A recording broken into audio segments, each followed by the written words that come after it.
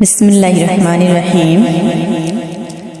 আজ কোরআন শিক্ষা তৃতীয় পর্ব। আজ শিখাবো মাখরাজ। হরফ উচ্চারণের স্থানকে মাখরাজ বলে।